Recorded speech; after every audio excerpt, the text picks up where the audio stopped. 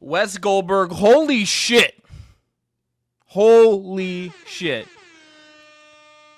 Luka Doncic now plays for the Lakers, and Anthony Davis now plays for the Mavericks in what is the most out-of-nowhere crazy trade I can think of.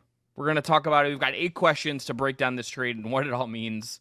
And Nick trying to make sense of this on today's bonus episode of the Just Basketball Show. Let's go. Oh, a spectacular move by Michael Jordan.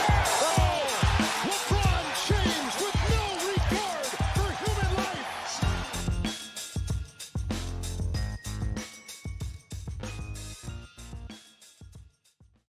Chris Manning, Wes Goldberg here, the Just Basketball Show coming at you Sunday evening recording, getting up as soon as possible.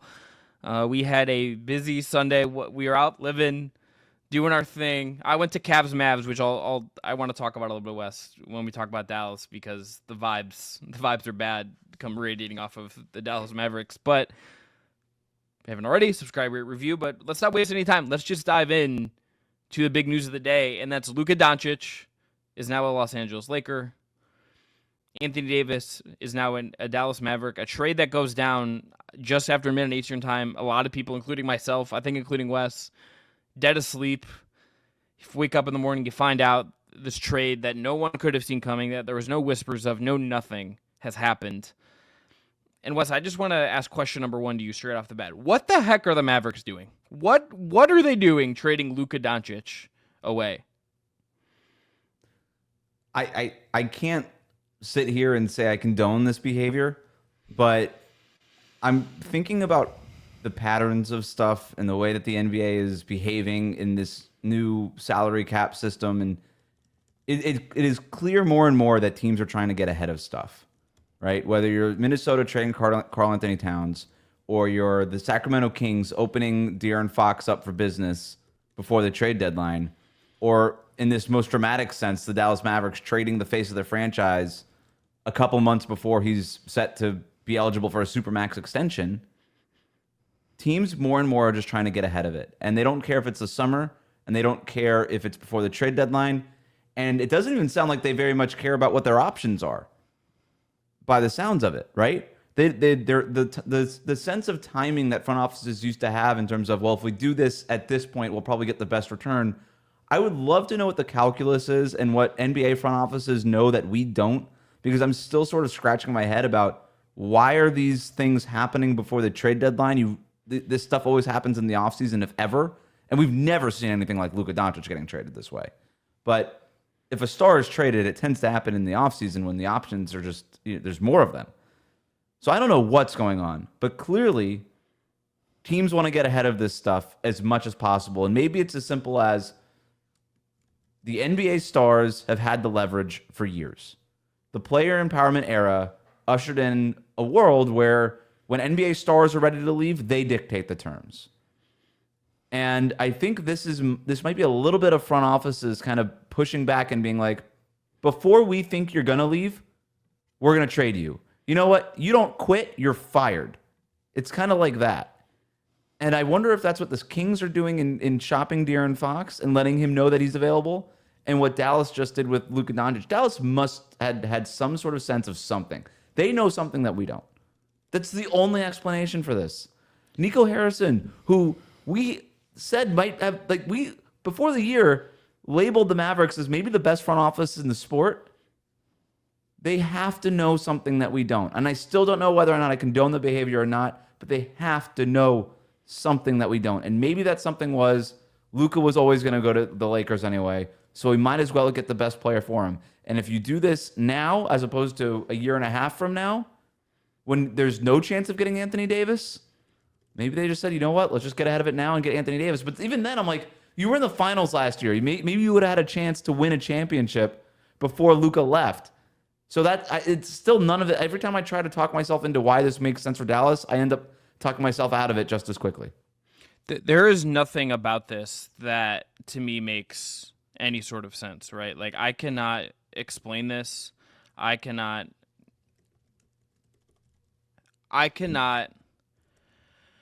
Wes, there's nothing what Luka Doncic, short of, even if he wanted to leave in 18 months, that's a lot of times. Like, that's a lot of time in the NBA, right? Like, you made the finals 8 months ago.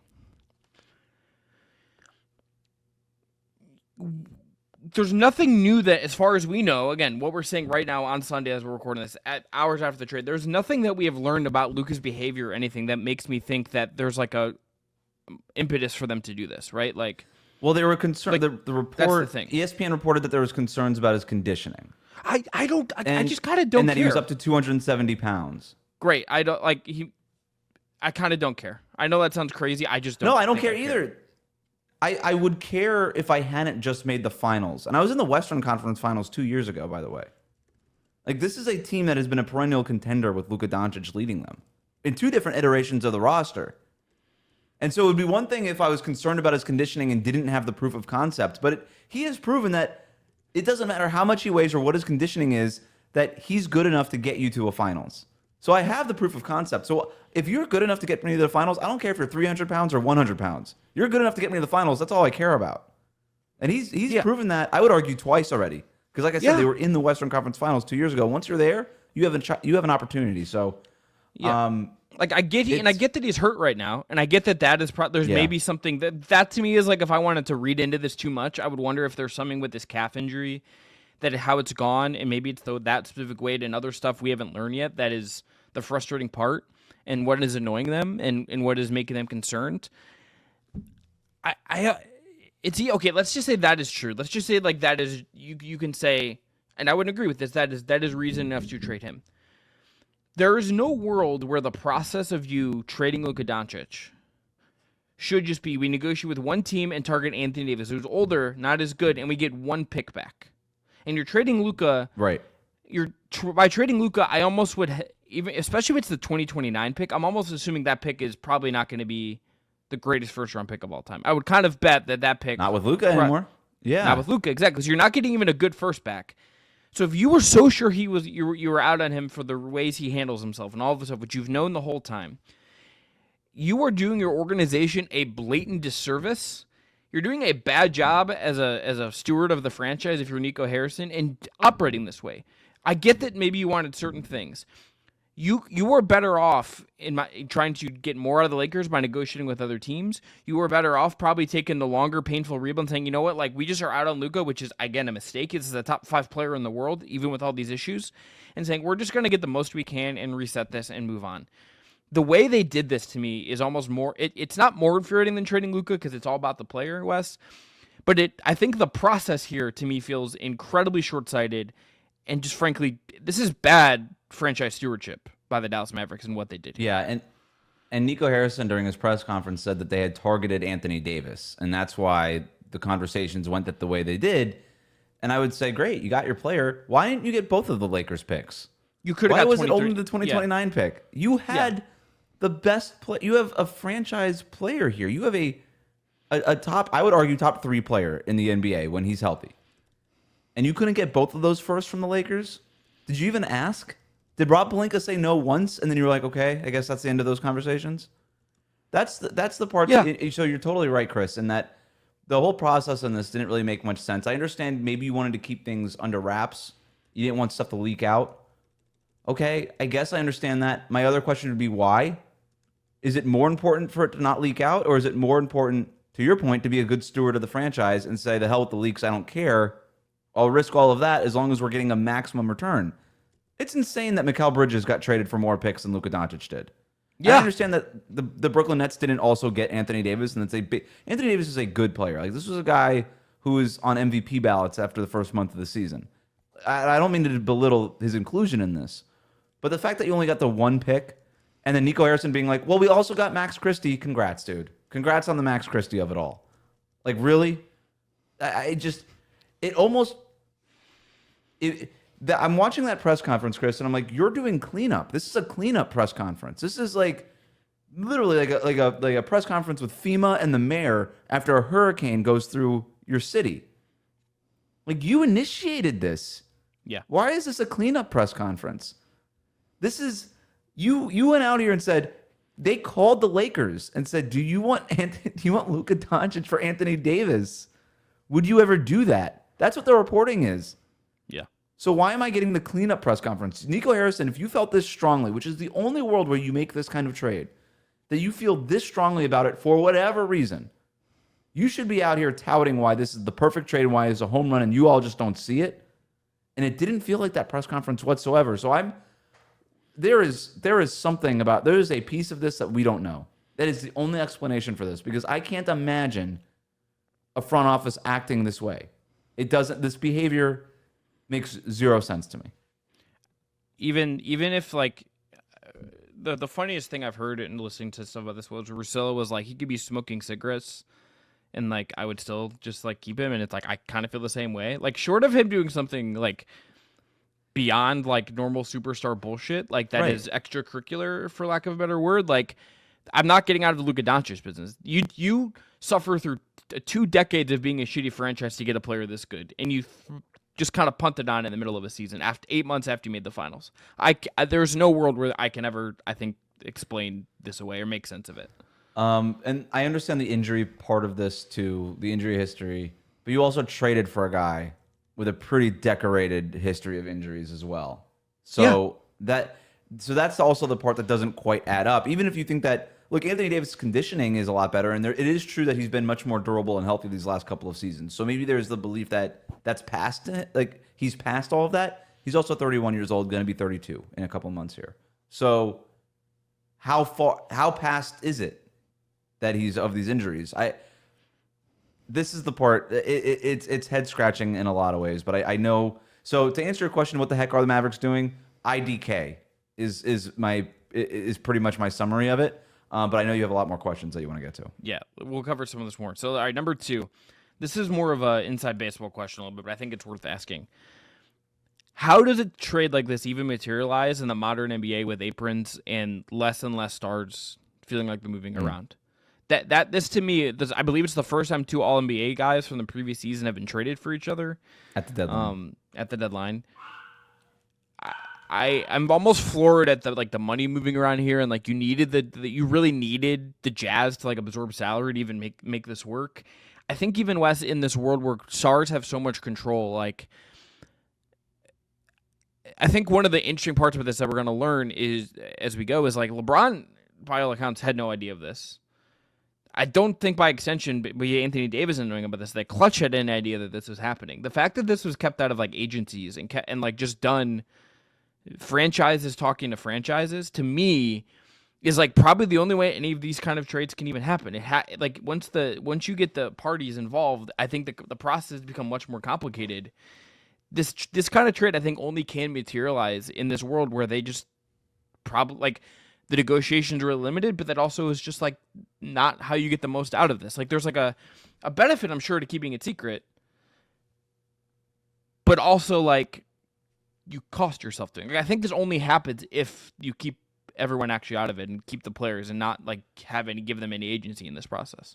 Right. To your point, every trade now with these big salaries is a tightrope, right? We had not seen prior to this trade a player making more than $20 million this season get traded. And I think, and a big part of that is because of this aprons and all the limitations that come with it. So to your point, there's a tightrope that you have to walk, and there's certain things that you have to accomplish. And obviously you kind of have to set out with a very clear sort of set of intentions to just in terms of the numbers that have to move around to kind of get this thing done. I go back to why so desperate to do this now. You know, like that's the part that I can't figure out. But the question being what? Like, are we going to see more of this? Because I guess, you know, these front offices are just behaving in a completely new way. Mm-hmm. And that's sort of the meta part of this that I kind of keep going back to, is that in a league that never wanted to lose their star player, you have front offices proactively trying to trade their star players now. And it's not every front office, but it's several, right? Like just over the last few months, Minnesota, Sacramento, Dallas, proactively trading their star players away for a variety of different reasons, but ultimately kind of comes down to finances in one way, shape, or form. And so maybe we will see more of this. Like, are we going to see in a couple of years Boston decide, you know what? We just don't want to pay our second best player $60 million a year. We're taking calls on Jaylen Brown. Is that just the world we live in now? It feels like it. I think for teams, it's probably the only way you can do any of this, because I think if this had gotten out, the Mavs fandom reactions, much less like Lucas camp or Clutch. I mean, can you imagine the campaign Clutch would have probably went on to make sure Anthony Davis didn't get traded somewhere without their consent? Maybe that's what it was, that they didn't want Clutch to find out, and that's why you keep it secret. I think that's entirely reasonable if that's the case, right? Like, I think that is an entirely possible outcome for why this happens. Messy. I would guess this isn't the last time we see a trade like this, would be my guess, right? Like, I would almost guess that this is not going to be the last time we see a trade, not this big, because I don't know if we're ever going to see like a superstar at Luka's level traded just out of the blue like this. I would be surprised if this is like becomes like a thing where we then think about going forward, Wes. But I kind of wonder if we see more trades that are secret like this going on now. Like, that would not shock me if that was the case. Would shock. I mean, we saw it. We saw it Yeah. with Damian Lillard going to Milwaukee. I mean, we've seen more of these, and maybe that's relationships in NBA front offices are going to be even more important than they've ever been. Yeah. And maybe that's where we're going. Yeah. All right. Next question.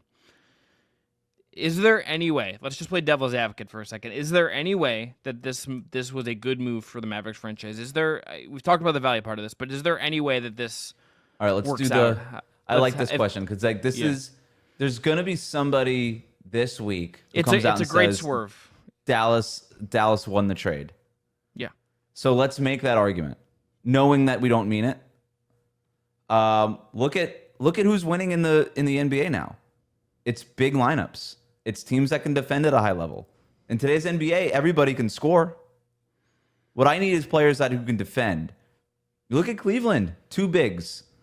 You got to get through Jokic. I believe Nico Harrison even mentioned that, which is the funniest part. He was like, He did say that like, defense wins championships. I was like, you also have to put points on the board, my guy. But yeah, the Cavs have Donovan Mitchell and Darius Garland on top of Evan Mobley and Jared Allen. Right. Like yeah. So look, Anthony Davis at the 4, next to Derek Lively and Daniel Gafford. That is a very formidable defense. And I've got PJ Washington, presumably at the wing. And I have to fill in the other 2 spots. Right now it's Klay Thompson and Kyrie Irving. But it kind of feels like Dallas watched one Cavs game and said, we want to do that. Yeah. How do we get one of the best defensive centers in the league? I don't know, man. I guess that would be the swerve, is we're going to win it with defense, and we've got Kyrie Irving, and so we'll have enough offense, and Anthony Davis can score 30 points per game. So if you just do the like-for-like replacement, then it works. But so to answer your question, that's my swerve, I guess, is defense wins championships, and now we have that. I think you're saying, okay, Anthony Davis plus Kyrie, we have 2 superstars here. I think they're gonna make the argument that Kyrie is like a new version of Kyrie. They're both 30, 31. You got guys absolutely in their prime, kind of know exactly where they're at. We can contend with these 2 guys.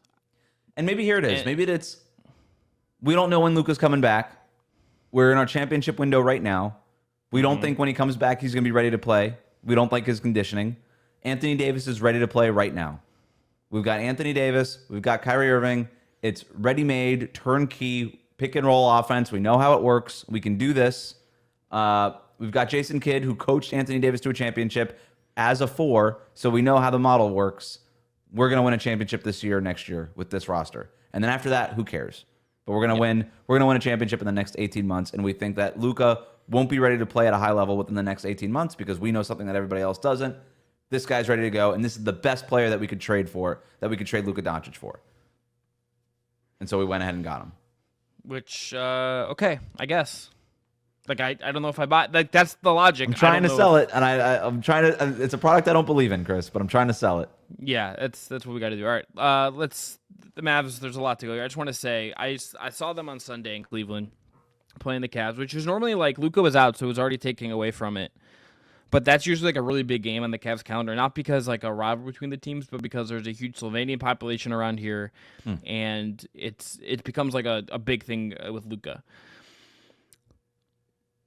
the Cavs just like mollywopped the Mavericks, and I have never felt like a NBA team West was more. I've never watched an NBA team more and felt like this is relatable to the average person, because the Mavericks were like that people that have had it's been a rough week at work and it's Friday and you want nothing more than to just like go to dinner and have a nice cold beer on Friday after work or get a cocktail or something, or just relax, do whatever you want to do.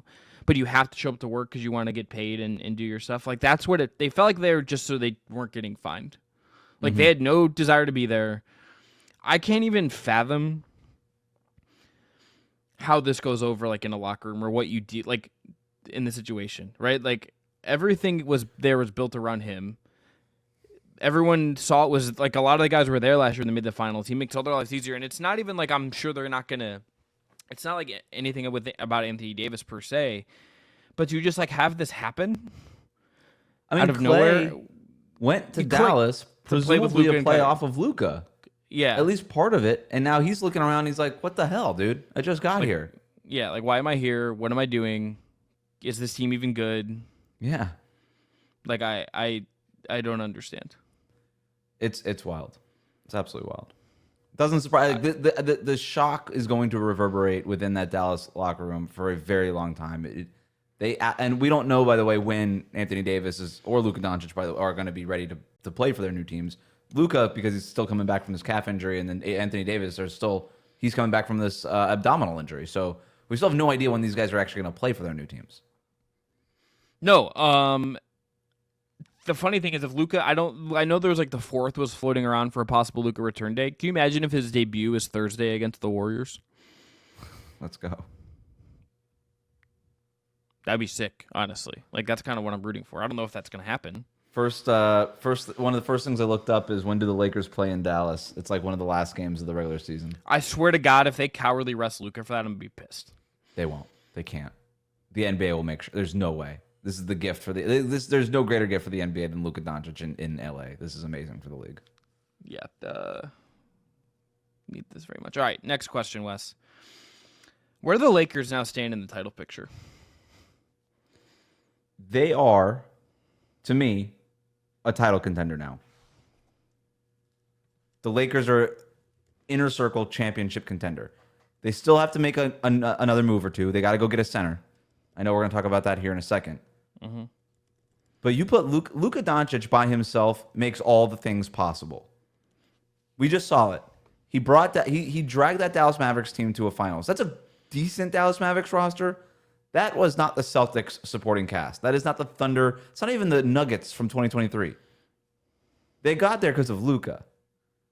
And now you add Luka with LeBron James, who we know LeBron can hit another level in the postseason. They've got some things to figure out. There's the on-court fit, all these things.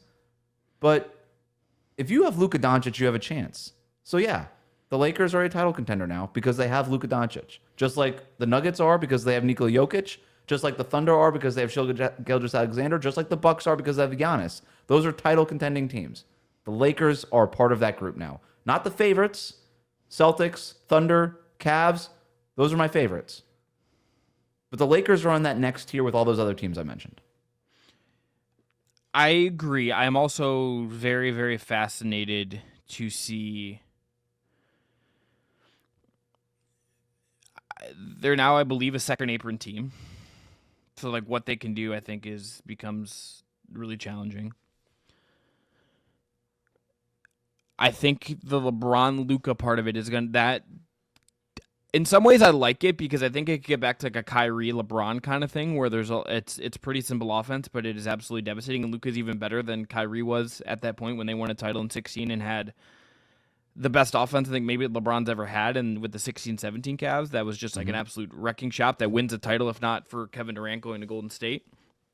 I will go to my grave believing that. The structure is there for it to happen. The question is like, is the rest of the talent there right now for them to do it? I think I'm a little concerned about that. What they can do in the next couple of days to get a center, to if there's other wing, like whatever it is, whatever they can do, and where that puts them, I think will answer the question for me with this. But I think it's as much as I don't think that they're going to win the title. I would say two things. Number one, I think their ability to specifically beat these teams with wing defenders, i.e. OKC and, let's say, Boston in the finals, hypothetically, I think is better now just because they have two guys that can score from the perimeter. And two, even though I don't know what they do about Jokic still, and that was already a problem with AD, I kind of think their ability to break down the Nuggets now is better because they have these two guys. So in some ways, I think that the ceiling is really high. Do I have any idea of how LeBron and Luka is going to work, even if those are two basketball geniuses? I don't really know what it's going to look like or what it's going to feel like, and I imagine it's going to take some time. I think this is going to be such a test case of how fast you can get two guys that are on it, locked in with each other, all of that stuff. How fast they can come together to me is just an incredibly open question, and one I can't wait to see how it plays out. But that, I want to be with you and say they're close to that top, but I want to see just what it feels like and what the flow is. On top of JJ Redick as a first-time head coach having to figure this out on the fly, there's just a lot of variables here. Sure. That make me just a little hesitant to be absolutely sure about this, but I do want to believe. I'm not sure about it, right? I'm not telling you I'm picking them to win the championship. Boston, Oklahoma City, Cleveland, there's a lot of I would have Denver over them in terms of playoff series. Who are you picking? But they're in the group. They're in the group. They have to be in the group of, because you already said it. The ceiling now is an NBA Finals appearance. That's the ceiling, and once you're there, you can win it. So. Yeah, I mean, this was a team that clearly with Anthony Davis and LeBron James were stuck in mud, right? As a pretty good team, but not good enough. And there's a lot of questions that happen with this trade. One thing I know is that the ceiling is raised now. They kind of unjammed themselves out of the mud here. And it could go in either direction. They could just fall off the road completely, or they can maybe take a swing in a championship, but now they have a lot more possibilities than they had before. But I know you wanted to talk about the Luka-LeBron partnership in a little bit more detail. Yeah, so let's get into that. What does the Luka-LeBron partnership, Wes, even look like? How do you envision these two guys playing off of each other? How do you envision them coexisting, personality-wise, basketball style-wise? What about this partnership? I think it's going to be fascinating, and LeBron is... never, I think, played with anyone. Respect to Dwayne Wade, respect to Kyrie, all those guys he's played with. Eric Snow. Just kidding. He's never played with a guy that is even in the same realm as his basketball IQ and genius. Luka's the closest he has ever had to appear in that specific area as a teammate. I think that's absolutely true. But what do you think he's the closest version? He's never played with anybody quite like Luka, right? Even D-Wade and Kyrie Irving, they had things about their game where they thrived off the ball. They thrived. I knew how it looked off the ball. Dwayne Wade was an elite cutter. Kyrie Irving is an elite outside shooter. I know how it would look with them off the ball. Luka's not good off the ball. LeBron James is not good off the ball. Neither of them want to play off the ball. Neither of them. So now what happens? So to answer your question, what does it look like? Luka Doncic it's him and Jokic are the best passers in the league. So now you're creating. I think you have to import the Luka Doncic offense, which, ironically enough,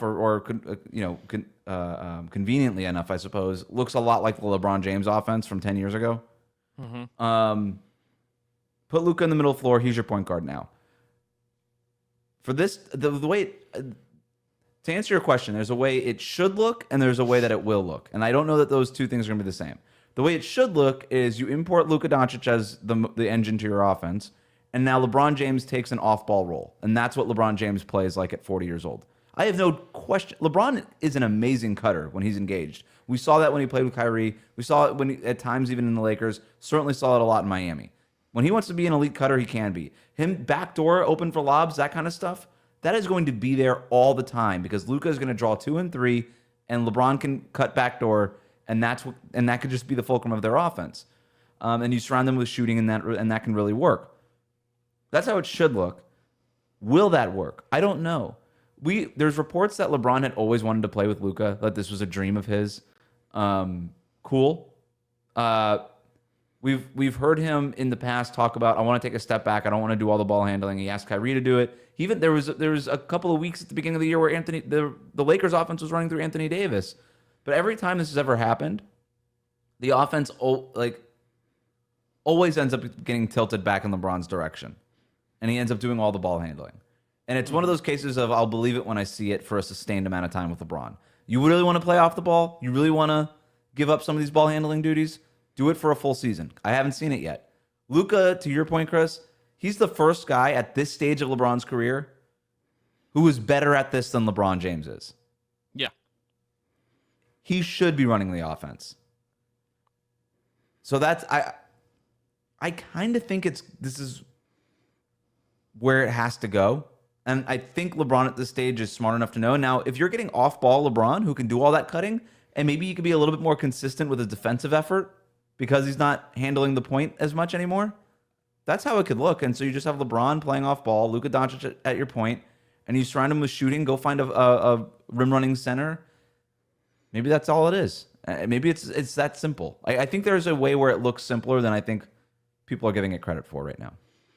Yeah, I think there's gonna have to be simplicity. I think that's the only way this works, particularly in the short term, right? Like in the offseason, you could find ways to get cuter. You can find ways to get different personnel and add different wrinkles and all this stuff. But I think for them to be as good as they can right now, it's gonna have to be simple. It's probably not gonna be very structured. I don't think this is gonna it's gonna be just reads and I think that's okay. Shooters. You have, to your point, two basketball geniuses. Let them. JJ Redick is going to have to take his hands off the wheel a little bit here and just say, I've got two guys who were better at this than I ever was. So I'm just going to let them go ahead and do it. And I'll pick the lineups and I'll listen to them and I'll make little tweaks and push buttons here and there, but let them go to work. Yeah, could not agree more on that. Going to have to do it that way. And I think LeBron, the best thing that'll tell me is how much LeBron defers right away. I think he's going to have to just trust this with Luka, and this has got to be a weird thing to navigate too because of the clutch. But there's so much weirdness that this wasn't they conspired to do this. This is just no, the Lakers just being we're doing this. You guys are now playing together. And look, and LeBron whatever your clutch connection might be in your history and the fact that you won a championship with AD, whatever, it's oh, we got Luka Doncic. Okay, I get it. He's smart enough to see this. Yes. A lot to go on here. Cannot wait to see it in person. The Lakers become just immediately, I think, must watch. All right. Wes, what moves? Question number 6. We're getting two more after this. What are the moves the Lakers need to make? I think the number one thing for me is a rim protecting center. Jonas Valanciunas has long been a rumored target for them. That makes no sense, I think, now. The name that jumped to mind, and I think salary-wise is hard to figure out, is a Clint Capella, who I think could be had probably, but he's at $22 million. How do you get there and match that basically exactly? That's tricky. I don't know what salaries you're matching, and you can't. I think there's certain ways you can do this where you don't want to trade too much, right? I would not giving it. Rui's going to have a real value on this team. Vanderbilt, I think probably not. You could look through this roster and pick at it. You still have all the stackable things, right? You've got the Rui contract, you got the Vanderbilt contract, you got the Gabe Vincent contract. My question is now, and they had been shopping that, and Clint Capella, that's a name that came to mind for me too. We've heard Miles Turner's name out there. I don't know if Indiana is actually willing to entertain Miles Turner. If they could get Miles Turner would be a home. If they could get Miles Turner, I would. They still have the 2031 pick. Now, does that pick have less value now because they have Luka Doncic? Perhaps. But 2031 is a long time from now. 2029 is a damn long time from now. It's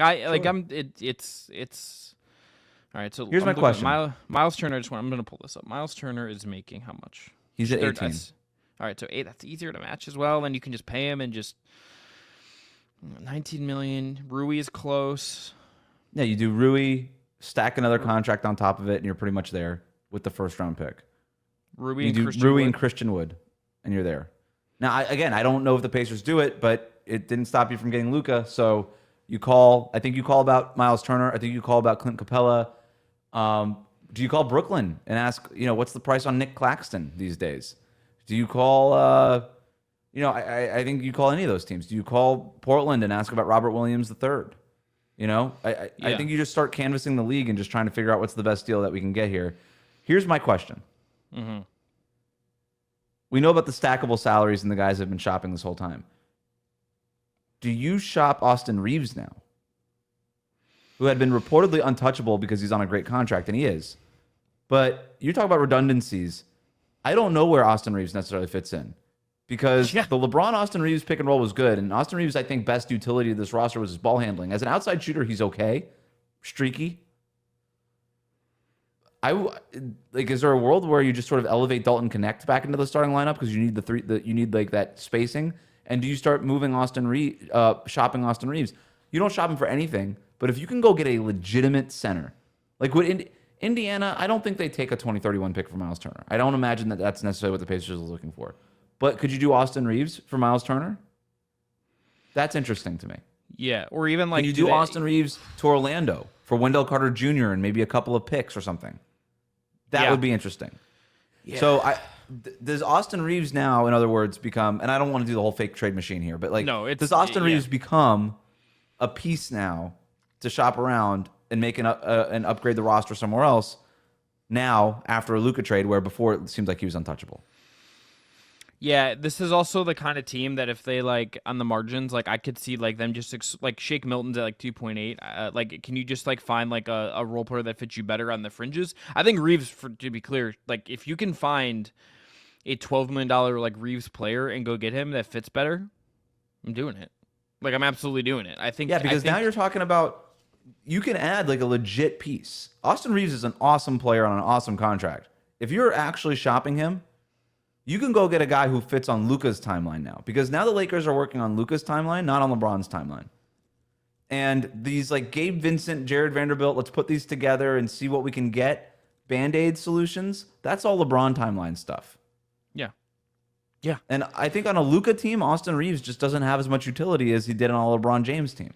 And even like if you're thinking about, okay, let's just say LeBron plays this year or next year, right? Let's say you have a year and a half left. You're also just always going to be on the clock with someone like Luka. So you should be also like, there's a needle to be found here where you can get guys that help you win right now, and also you just re-sign to play with Luka going forward. Turner would be like an absolute home run for that. Yeah. That's like now that you said that name, I'm kind of obsessed with that one. Like I'm pretty like obsessed with that one. I think it's fine. I just think like you get a stretchy good defensive center. It's like that. It would be a great fit, and it would be a huge upgrade over Jackson Hayes and stuff like that. We know that Luka wants to play with a center. He wants to play with a rim rolling center. He wants to be able to throw the lob. He likes that stuff. Think he's pumped about playing with Christian Wood again? No, but I you know what? What does Jackson Hayes look like with Luka Doncic? Probably better than he has, and that's right? that's just like there's no AD, and B, Luka's a genius. Right. So we'll see. But those are the moves. I'm looking. So Wes, I'm gonna give you a fake one. How many? This is disgusting that I'm doing this. I can't believe his name's come up. We actually have not talked about him all year, despite being someone we fell in love with over the summer. Shake Milton in like a second for Yabusele. There's like the reporting is that Philadelphia is open for business. I looked at Yabusele. Would you go Andre Drummond? Do you look at Caleb Martin for this team? I think they can use another wing defender. Start. We didn't know that Luka was. Like, you start calling, right? I think Yabusele is not big enough. And look, this is a team that could look very much like those James Harden Rockets at the end of games where they just didn't play with a center on the floor. PJ Tucker, by the way. Yeah. Is he the like probably washed, but hasn't been playing in a while. He's bought out. Go get him. Yeah. Why not? Yeah. Now, if they, to your point, if they're over the second apron now, they can't actually go get him. I don't think. But, tough. We'll see what happens. The apron thing is probably the thing I understand least right now. That is probably the most important of this whole thing, if I'm being honest.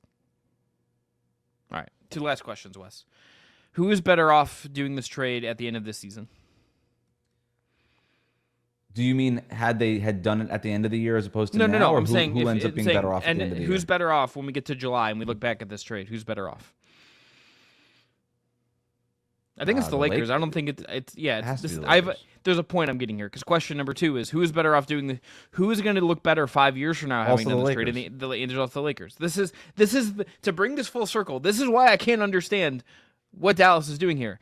They're not better off now. They're going to be a worse team, even if they're theoretically healthier and have a structure. Yeah. And 2, and 5 years from now, Kyrie Irving will be 37 and might not be playing basketball. Anthony Davis will be 36, and Lord knows what he's going to look like at age 36. You don't have like a pristine asset. You already gave up a ton of your assets in the Luka era.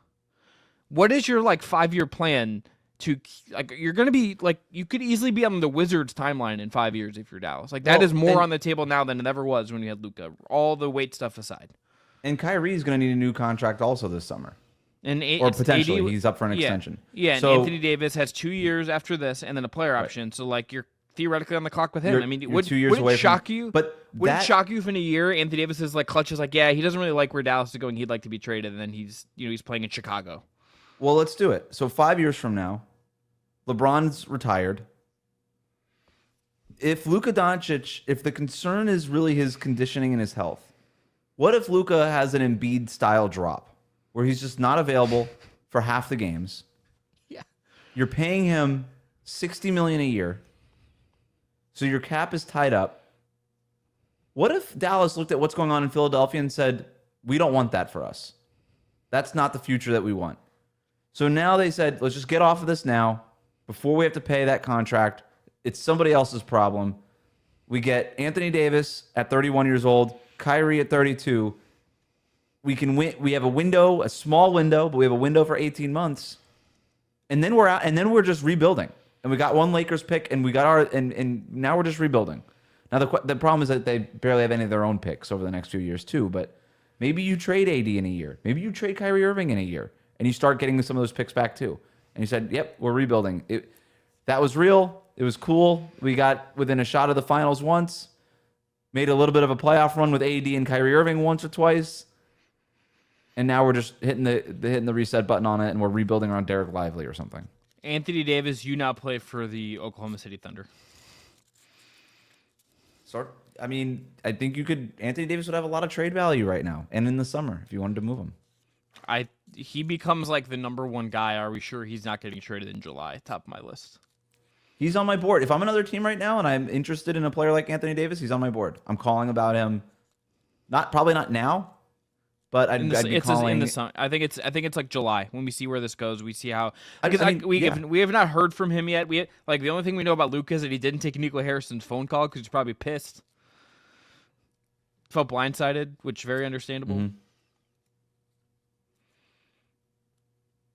Yeah, I don't know, Wes. I cannot think of a trade that comes close as our buddy Jack McMullen, who one of the great co-hosts on Just Baseball. I was texting him about the show when I was getting the some stuff for the show, and the comparison he made was like, what is I was like, what is the trade comparison to this? And he's like, if this is a baseball trade, and Wes, I don't know if this will make any sense to you, but it's like if the Royals traded Bobby Witt Jr., who's like their AL MVP shortstop candidate for like Mike Trout, who's like older and getting like banged up all the time now. Like that's what this feels like. I can't think of another trade that has happened in any sport, much less the NBA, that feels like this. I think that's why I feel so weird about the whole damn thing. Like what is the closest? Like the only thing that came around NBA wise was how the Cavs treated Kyrie, but that like Kyrie is not Luka, and they got back like literal crap, except for what became Sexton, who they then traded anyway. But like that's like the closest thing I came to shorting a superstar. Like they effectively shorted. Like it's a stock, Luka Doncic. Like that's what they did here. If the Sixers trade last summer would have traded Joel Embiid for like I don't know, like who's a top 15-ish guy? Just trying to think of a name. Let's just say they traded them to. Let's say they did maybe like the Heat were always thought maybe it's like something with the Knicks. I don't know. Yeah, like what if they traded them? I don't know. Yeah, something like that. Would we have been? I mean, we would have had a similar reaction, wouldn't we have? I don't think so because the injury history is just what the it is. Injury hit and like the Embiid stuff had always there'd been like little stuff here and there that like and he didn't have the playoff performances that Luka did either. There was always sort of questions. So yeah, you're right. Luka it doesn't just work. It's two parts of this. It's what we just said, and the AD part of it I think can't be understated. It's not that AD is like he is your A1 plus franchise guy. That's not like really where he's at, but he's like a top 15 guy, top 20 guy, somewhere in there. And he was tied to the agency that is like quasi like part of the guy he was brought to LA several years ago at this point now to like take over the franchise with. And the Lakers like also basically kind of said here, Anthony Davis is not the guy we want carrying the Lakers brand once LeBron retires. Like that is the other part of this, which yeah, was the they succession realized plan. that yeah. The succession plan wasn't in place. And like that's 100% part of this, and I really do believe that we are sort of witnessing a pushback on the player empowerment era, where these front offices are trying to get ahead of things and make decisions on their terms. They don't want the stars demanding trades anymore. If we think that that's coming down the pike, we're going to get ahead of it. We're going to trade you. We're going to fire you before you get a chance to quit. Yeah. And maybe that's all this is. And I can't condone it, but it feels like that's a trend happening in the NBA right now, and it's worth watching because you're like, okay, well then who's the next one, right? And then once you kind of land on those names, if you're a front office, maybe you start calling and you say, hey, if you don't think XYZ guy is going to be here in a couple of years, do you want to trade him now? Because, if Luka demands the trade, then you lose all the leverage, and you probably don't even get Anthony Davis. As bad as this return looks now, it's a lot worse once Luka actually demands the trade publicly. So look at where the Heat are now. They probably should have traded Jimmy. Like they should have traded Jimmy at this point last year. I was arguing that they should have traded him in the summer. If you knew that you weren't going to sign him to the extension before you told trade him. The media, the public, you probably knew this in February last year. What if they would have traded Jimmy last February? Who knows what they could have gotten for him? No, 100%. And I'm kind of talking myself into it. I'm not. You're not. It's the Jimmy thing is it's also like different because it's like that's past his prime. This is like that's the thing. This guy's like 25, five straight first team All NBAs. You traded at worst the fourth best player in the league. Yes. Who still had essentially his best years ahead of him. Yep. What a time, Wes. Yep, you're right. Like I said, as soon as you start talking yourself into it, or myself, as soon as I start talking myself into it, it's so easy to talk myself out of it. It doesn't make any sense. I don't think my brain, Wes, will ever be able to wrap my mind around this trade. It's going to be Luka Doncic playing in a Lakers jersey is going to be one of the weirdest. Like, I can't believe the weird Photoshop dudes on NBA Reddit finally won. Yep. I can't wait to hear everyone. I also just like have never wanted more, like front office media stuff and like coach. I cannot wait. JJ Redick, Pelinka, LeBron, Luka. Like I can't wait to like the next couple days are going to be amazing. They are gonna the quotes and like even just I haven't looked yet, but I can't like how Jason Kidd talked after this Cavs game. I can't even like imagine like what you like. No one gives a shit about that game. They give a shit about this trade that just happened. Like what does Clay say about it? Like what a time. Trade deadline. It's Thursday. We may or may not be back before then. We'll see how the rumor mill is shaping up.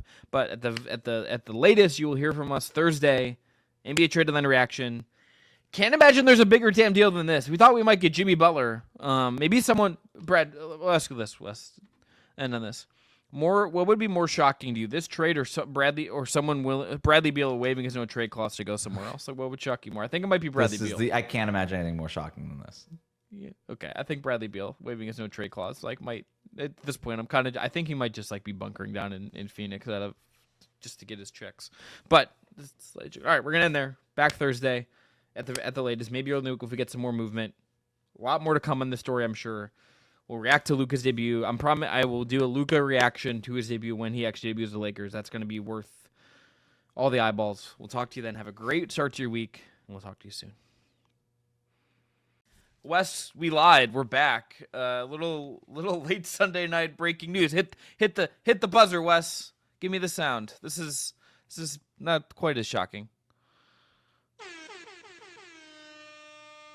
De'Aaron Fox, you are a San Antonio Spur. It happened. He is out of Sacramento not long after it was first reported they to look to explore him. Here is the full trade. The Spurs get De'Aaron Fox and Jordan McLaughlin. The Kings get Zach LaVine, Sidney Sissoko, and 3 firsts. A 2025 Charlotte first rounder, which I believe is 1 through 14 protected. The 2027 Spurs first and 2031 Wolves first. They also got 3 seconds from the Bulls in 2025, the Nuggets in 2028, and their 2028 second back to them, their own pick back to them. The Bulls get Zach Collins, Trey Jones, Kevin Huerter, and their own 2025 pick via the Spurs. Wes, I think the headliner here is that the Spurs did not wait. The Spurs went and got their guy, and going forward, a building base of De'Aaron Fox, Seven Castle, and Victor Wembanyama. I am as high on that trio as you could possibly be. This is an aggressive win now kind of move to give Wemby help right now, and I love that the Spurs are going for it here. And they didn't really give up as much as I honestly, if you look at the details, it's not really a ton. I don't think. No, they didn't. They didn't have to get rid of any of the core guys. No offense to Zach Collins or Trey Jones or these guys, but this is still a team flush with draft picks. Still kept Devin Vassell. Still even has Keldon Johnson, who was like the chunkiest, easiest salary to include in these deals. I think like the easiest way to just sort of had mapped it out was, Keldon Johnson, Zach Collins, and picks to Sacramento outside of a 3-team, framework. Those things go to Sacramento and you get De'Aaron Fox. They didn't have to trade any of that stuff. Any of it. You mentioned that core trio. Add Devin Vassell to it. He's a nice player. Keldon Johnson had a really good game for the Spurs the other night, and he's been sort of a spark plug off the bench for them. This is a team that can make a run to the playoffs right now. Not picking them to win a finals, not a Western Conference Finals team, but this is a team now that can climb in the Western Conference, I think, in a real way, and has all of their main pieces. And then if they want to make a different deal down the road, they can do that. When you said that the Spurs didn't want to wait, why would they? It's almost a deal that you can't refuse, right? This is, hey, we don't really have to give up any of our long-term flexibility. We still have all the players that could be, the centerpieces of another superstar trade down the line. This could just be one of a several-step sort of super kind of acceleration of the timeline if they want it to be. And if not, cool. 27-year-old De'Aaron Fox, 21-year-old Victor Wembanyama, got Stephon Castle, you got Devin Vassell. Ride it out. It's a good team. You got enough guys, enough length around De'Aaron Fox to cover up for his defensive inefficiencies. And Victor Wembanyama is probably one of the best 10 players in the world right now. De'Aaron Fox is probably one of the best 20, 25 players in the world right now.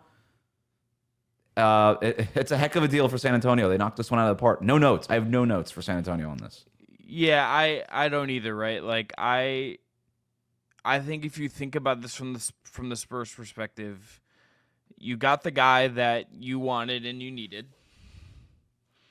You got a guy that age-wise, like a little bit older than your two young building blocks in the Oklahoma Portland, but not so much older that it doesn't work.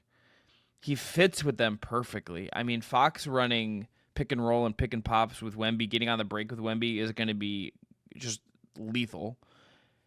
For what Castle is going to be and what we think he can be, him being a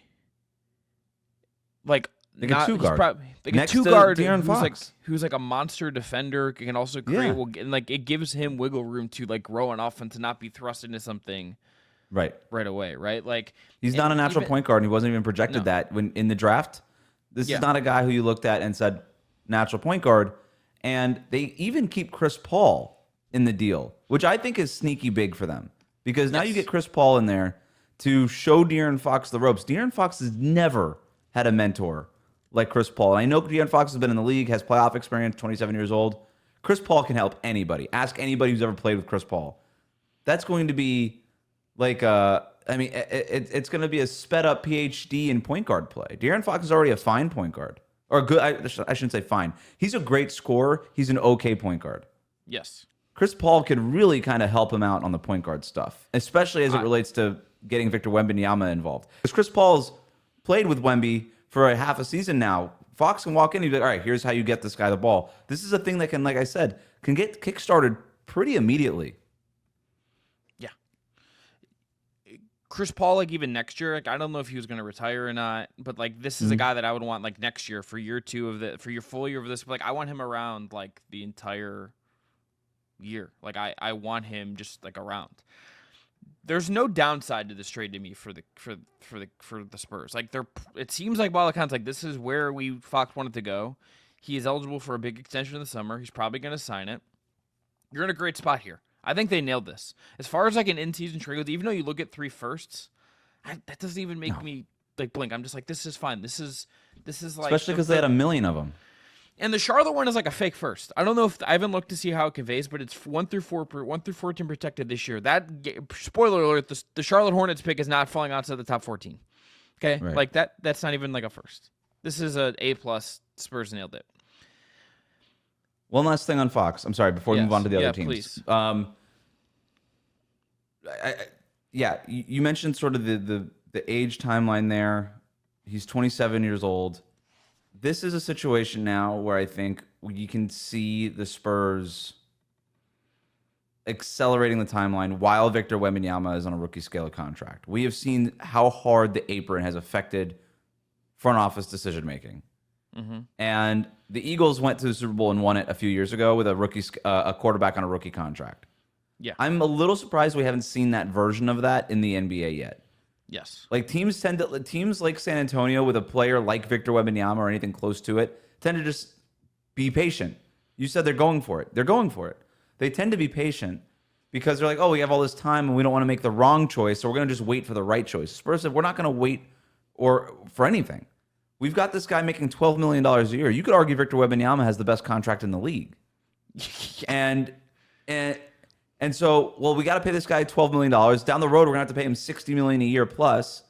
But until we have to do that, let's go after this thing now. Let's get an all-NBA caliber guard in De'Aaron Fox. Like I said, this team can make more moves. I would not shock me, maybe not before the deadline, but within the next couple of years, before Victor Wembanyama's next big contract kicks in, that they make another big move. Why wouldn't you? Yeah. While you have this. And then the one more thing on De'Aaron Fox, too. This is also why you don't wait. De'Aaron Fox wanted to be in San Antonio. Nobody wants to be in San Antonio, historically. Like, nobody wants to play there. This guy wanted to play there. And maybe part of that is just because of Victor Wembanyama, but Fox is also from Texas and all this stuff. So that's probably playing a factor in this as well. But even with Victor Wembanyama, you can't bank on players wanting to come to you in free agency or that another player is going to be out there on the trade market wanting to sign an extension with you long term the way that De'Aaron Fox is right now, which is essentially kind of pre-free agency. So it made sense not to wait. The guy wanted to be here. He's a good player. He helps us right now. Go get it done. So that was my last thing on De'Aaron Fox. No, they did the right thing here. This team right now, I'm looking at the standings, is they're currently 12th in the West. They're 2 games out of the play-in behind the Kings, coincidentally enough, and 2 behind the Warriors, who are 11th. Yep. They're absolutely they're in the hunt. They were in the hunt, and you would like their odds, I think, more now, considering just depending on how you feel with the rest of these teams. But they're right Mark above Stein 500. reporting too that the Warriors were sort of in on the Zach LaVine part of this potentially, and that they decided that they didn't want to do it or whatever. But ultimately that didn't happen, obviously, because Zach LaVine is in Sacramento now. But if everything is equal now, if everything just stays the same, I would have the Spurs climbing ahead of Sacramento and Golden State. Would you? In the playoff picture? I think so. Yeah. I mean, the upside is inherently there, and this shouldn't be like, yes, there's always a learning curve, but this doesn't feel like a complicated learning curve. Mm-hmm. Right. De'Aaron Fox is established himself as one of the best pick and roll scorers in the league over the last 2 years. He's got Chris Paul to show him the ropes. Victor Wembanyama is awesome. And the Spurs had to get rid of none of their good players. Like, I can't stress that enough. Even Trey Jones, who's a fine backup, you don't even need him because you just got De'Aaron Fox. Now Chris Paul is the backup. Yeah. They gave up nothing in this deal. The 3 first-round picks is nice. Miss me with that if you're San Antonio. You've got a million of them. I don't care. Yeah. Yeah, and it's like you still like have some of your random young lottery ticket guys if they ever work out. You still have like you mentioned Kelvin Johnson. You have Devin Vassell. You didn't have to, you have Harrison Barnes' contract. Like if you still wanted to get aggressive, Sacramento you could flip couldn't get any of this stuff. No, weird. Is this a bad deal for the Kings? It's a great question.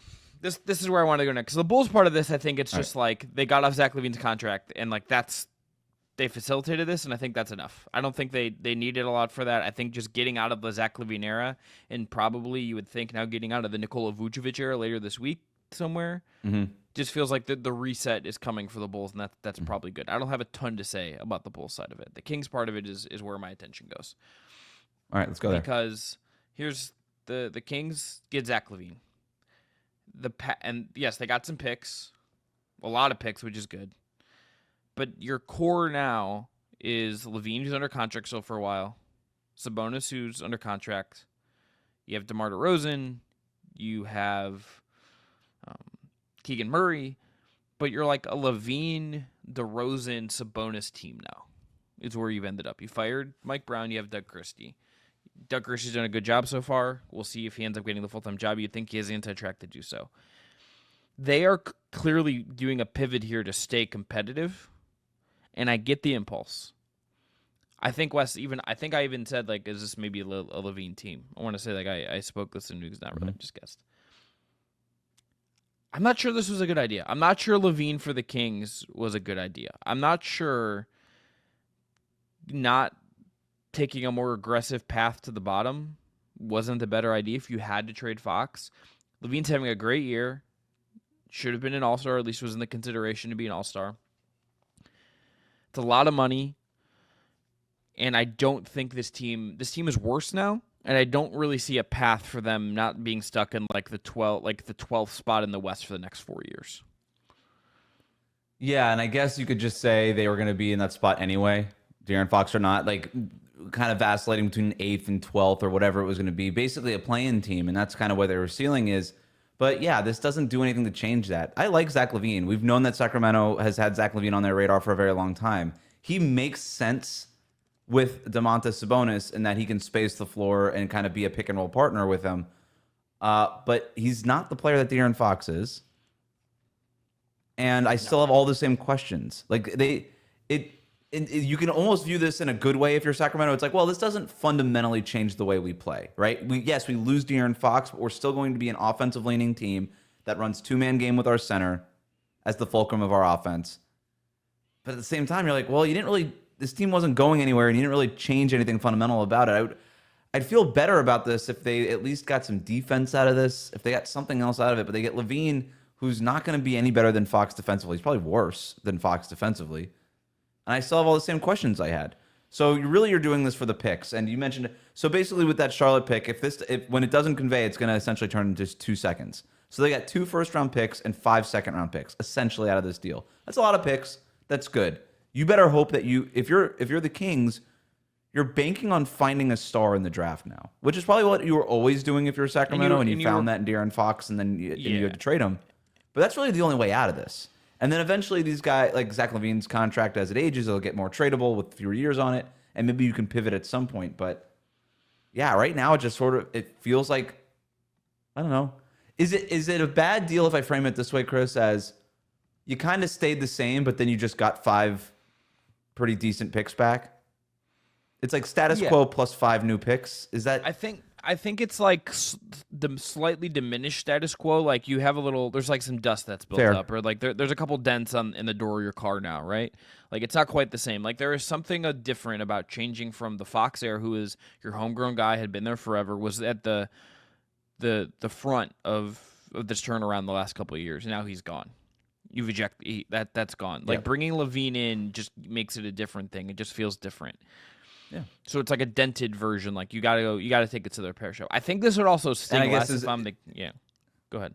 Is it worth it to have the 5 picks and understanding that De'Aaron Fox was probably going to want out anyway? It's probably worth it. I just wonder, could you have gotten like one of the Spurs, like Random Youngest? It might not be good, but at least you could take a shot at Malachi Branham turning into something. You know, like could you have what's gotten funny is one that of those guys? And even in the Luka trade, like we didn't see like any of those kind of random flyer young guys really change teams here. And so is there just like a less of an appetite for those kinds of players now? If it's it's like what is a Malachi Branham to us? Like who really cares? I don't know. Maybe the front offices just don't have an appetite to bring these guys in anymore.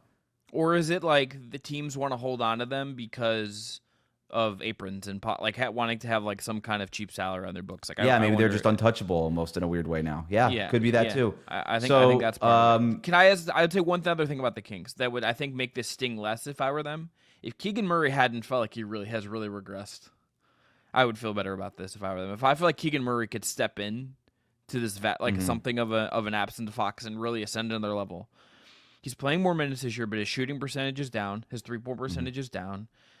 He doesn't really take a lot of free throws, ever. Doesn't really give you assists. Rebounding well this year, which is good. But I think my view of him since his really great rookie year and a pretty decent last year, like he is just like not really stepped up. And it's year 3. He's 24. There's still time for him to add to this. But I would feel better about this if I was like, okay, we had to move on from Fox. Levine can step into the scoring punch, a different kind of scoring. But we're really ready to give Keegan Murray some of the keys. You can't really project that for him now.